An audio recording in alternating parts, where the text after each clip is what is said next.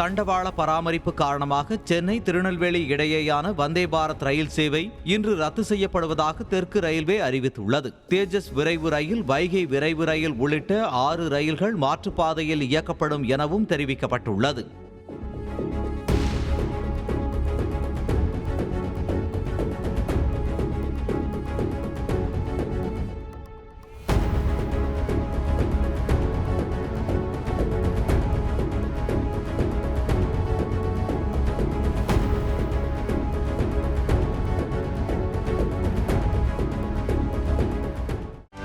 செய்திகளை உடனுக்குடனும் துல்லியமாகவும் தெரிந்து கொள்ள சப்ஸ்கிரைப் பண்ணுங்க.